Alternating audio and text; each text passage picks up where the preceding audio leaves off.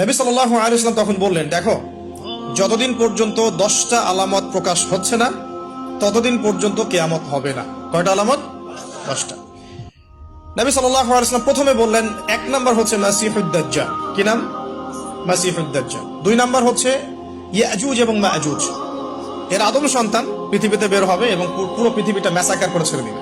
আর মাসিহুদ দাজ্জাল সেও বের হবে শেষ জামানায়, যে ইহুদিদেরকে নিয়ে পুরো বিশ্ব শাসন করবে, বিশ্বের প্রতিটা ডিপার্টমেন্ট সে রুল করবে। এবং দাজ্জালের চেয়ে ভয়ঙ্কর কোনো ফিতনা এই পৃথিবীতে আসে নাই, আসবেও না। প্রত্যেক নবী তার কওমকে দাজ্জাল সম্পর্কে সতর্ক করেছিলেন, এমনকি নূহ আলাইহিস সালাম পর্যন্ত তার উম্মতকে দাজ্জালের ফিতনা সম্পর্কে সতর্ক করেছিলেন। নবী সাল্লাল্লাহু আলাইহি ওয়াসাল্লাম বলেছেন যে তোমরা যদি সূরা কাহাফ তেলাওয়াত করো, প্রত্যেক জুমার দিন সূরা কাহাফ তেলাওয়াত করো, অথবা সূরা কাহাফের প্রথম 10টা আয়াত শেষ 10টা আয়াত মুখস্থ রাখো, ইনশাআল্লাহ তাআলা মাসিহুদ দাজ্জাল তোমাদের কোনো ক্ষতি করতে পারবে না। 1 মাসিহুদ দাজ্জাল, 2 ইয়াজুজ আর মাজুজ, 3 হচ্ছে ঈসা ইবনে মারইয়াম। ঈসা ইবনে মারইয়াম যতক্ষণ পর্যন্ত না আসছেন, পৃথিবীতে আবার ইউটার্ন না করছেন এবং তার হাতে মাসিহুদ দাজ্জাল নিহত না হচ্ছে, কিয়ামত হবে না।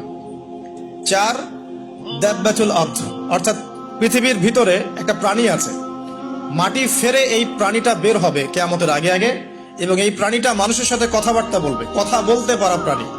এই যতক্ষণ বের হচ্ছে না কিয়ামত হবে না ইনশাআল্লাহ তাআলা। কটা বললাম? 4টা। 5 হচ্ছে দুখান বা ধোঁয়া। এই পুরো পৃথিবীর আকাশটা একটা নির্দিষ্ট সময় পর্যন্ত ধোঁয়ায় ছেয়ে যাবে, এবং হতে পারে, আল্লাহু আলাম, হতে পারে যে সূর্যের আলো পৃথিবীতে পৌঁছাবে না, এমন ধোঁয়া হতে পারে। পুরো পৃথিবীটা ধোঁয়ায় ছেয়ে যাবে, এটা সূরা দুখানের মধ্যে বলা আছে। এটা 5। 6 নম্বরে নবী সাল্লাল্লাহু আলাইহি ওয়াসাল্লাম বলছেন যে একটা ভূমিকম্প হবে পৃথিবীর পূর্ব দিকে। পৃথিবীর পূর্ব দিক মানে এই যে ভারত, পাকিস্তান, বাংলাদেশ, শ্রীলঙ্কা, ইন্দোনেশিয়া, ঠিক আছে, এই সিঙ্গাপুর, এই যে কন্টিনেন্ট, মালয়েশিয়া, এটা পৃথিবীর পূর্ব দিক। এদিকে একটা ভূমিকম্প হবে। তারপরে 7 পৃথিবীর পশ্চিমে একটা ভূমিকম্প হবে। পশ্চিম মানে বোঝেন না?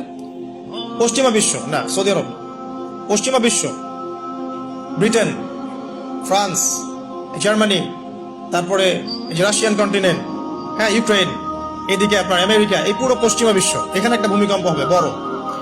এবং এগুলো এমন হবে যেগুলোতে ভূমি মাটিতে ধসে যাবে, মাটিতে ডুবে যাবে। ভূমিকম্প না, ভূমিধস। 8 পৃথিবীর মাঝখানে